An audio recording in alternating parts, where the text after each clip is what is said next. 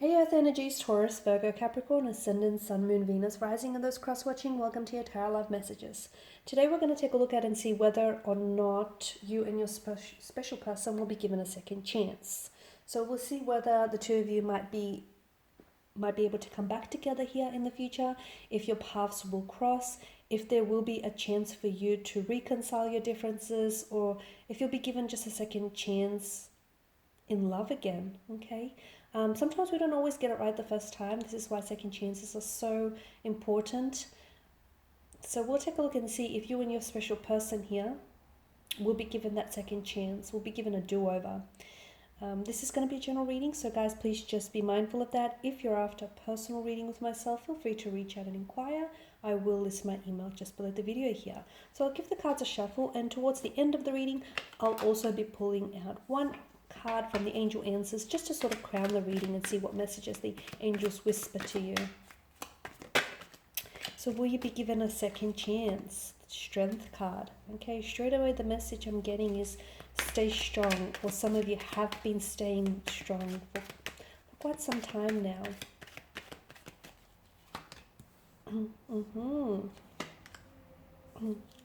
The Ace of Swords, Empress, the Four of Cups, the Sun, and the Six of Swords. Wow, okay. Okay, it's quite a heavy energy here, because straight away I do feel like with the Strength card, someone here has been trying to keep their strength. You know, they have been staying strong for themselves and their loved ones. They have been staying very hopeful and optimistic about possibly reconciling or possibly coming back together, possibly having another chance with this person here. Someone here, I feel like I see someone here has reached out, and I see the other person being not as responsive, or possibly not responding in the way that the other person wanted for them to respond. So especially with the Ace of Swords, I see someone having initiated or will be initiating communication and conversation, but I see the other person being a little bit almost standoffish, or a little bit cold, or a little bit distant, or just a little bit too in their heads with the Four of Cups. And so it will make the other person feel as though they're either losing interest or they don't feel what they once felt before. So it's complicated, because I feel like you may not necessarily be on that same emotional wavelength, on that same frequency as one another, which is, I can see what's hurting you, given the swords are a weapon energy. Will you be given a second chance? With regards to this connection, I feel like some of you, I don't know that you will be given I feel like you might be given a second chance, but I don't know that that second chance is going to go the way that you want it to go. Because I feel like with the Four of Cups, someone here is just too in their head about things. They're just, either they feel too much pressure, or they're just putting too much pressure on themselves or the other person, or they feel too much pressure from family and friends. Someone is in their head so much that essentially it's emotionally complicating everything for them. And I feel like someone here may not be ready. Someone is and someone isn't. And I feel like this is why the scales have tipped over and they're imbalanced. They're not necessarily in your favor. Whilst I do see there's an abundance of emotion, and whilst I do see there is potential for growth, I feel like this is exactly what needs to happen. Someone needs to work on themselves first, because I feel like either your person that you're dealing with may not have the same emotional maturity as yourself, or they may need to work on themselves. They may need to work on a business here, build a business. They may be doing some studying here. I feel like there's something here that they need to work on themselves before. For some of you, I can see that there's children involved. Okay, you've got the Empress, fertility. You've got the Sun, the child in the foreground here. So there's children involved. Maybe your person here needs to build a better relationship with their child, or is working on just spending some time with their children here. Or maybe it's you're the one that needs to spend some time with your children, or build a better relationship with a child here, because children, I feel like, are such a focal point in this energy.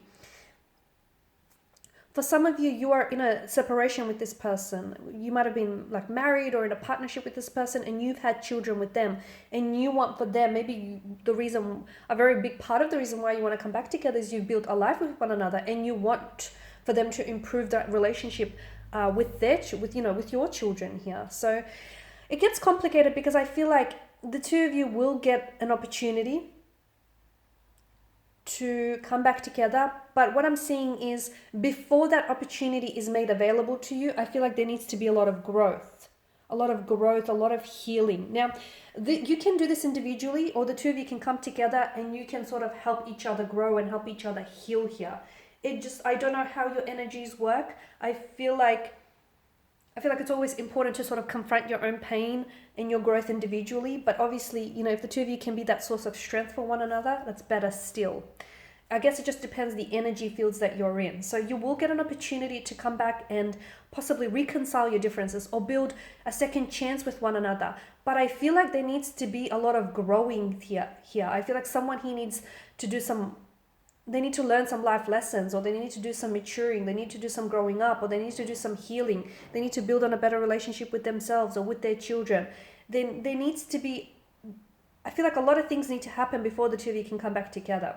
The other interpretation I get for some of you watching is that I'm seeing that you need to, the troubled past that this person has had, they need to leave it behind. Because for some of you, this individual, they're not a bad person, but I feel like they either got mixed up with the bad crowd, with the wrong crowd, or they got mixed up doing bad things, like indulging in toxic substance or just living an unhealthy lifestyle.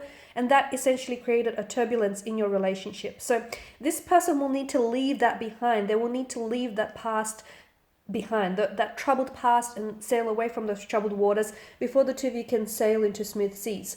Or the two of you will have to, if you want to get a second chance, you can't keep looking backwards. You can't keep looking backwards, and you can glance back and see, okay, it didn't work because we did this, we made this mistake. Don't hold on to that regret, because the weight of regret is really heavy. Use it as a tool, as a learning tool for any future relationships. But do not unpack your bags, do not stay in the past, because the past is gone. And a big part of moving on, and a big part, this deciding factor whether or not you will be given a second chance, is all dependent on, are you strong enough to move on from the past? Are you strong enough to forgive the past, forgive themselves, forgive yourselves, forgive your past, move on so you can look to the future here? Because I can see that someone here has been staying strong for quite some time. Okay, and essentially everything that you've gone through hasn't weakened you, it's strengthened you. But I do feel like if you really want this second chance, and there is potential, there is opportunity for abundance and growth, and there's an opportunity to come back together, but I feel like someone here needs to work on themselves, and someone here needs to leave the past behind. They need to move away from the past. Okay, so we'll see what the angel answers have for you. So I'm just going to pull out one card, just see what message they hold for you here. Listen to your intuition. Okay, so I'm a big believer in listening to your intuition, because it's never going to guide you wrong, in the wrong direction, right? So there's something about this connection here or this relationship in which the angels here are asking you to listen to your intuition. So sometimes your person might not be entirely honest with you, okay, especially about their experiences with the past and whether or not they've moved on. Sometimes your person might be trying to fabricate a truth, or sometimes we see things as we want to see them rather than as they are. So listen to your intuition. If you feel like you're trying to fabricate, your story, you're trying to fabricate your narrative, then listen to your intuition, because it's not going to steer you wrong. Because there's something about this connection that I feel like you need to listen to your intuition, and that's going to be very helpful in possibly reconciling, or maybe in the time frame in which you will reconcile. Like, don't reach out to them if you're not ready. I know you might want to, and your head might say, reach out, do it. Or no, your heart might say, reach out, do it, but your head might say, not right now. You still need to work on yourselves, or you still need some space and some time between one another. So listen to your intuition, okay? Because it won't steer you in the wrong direction. It'll make sure that you'll end up exactly where you need to be. Alrighty, my lovelies, and these are your messages. I do hope that these have been helpful for at least some, if not all, watching. Thank you guys for watching and listening. Please show your support by subscribing to this channel, liking, sharing.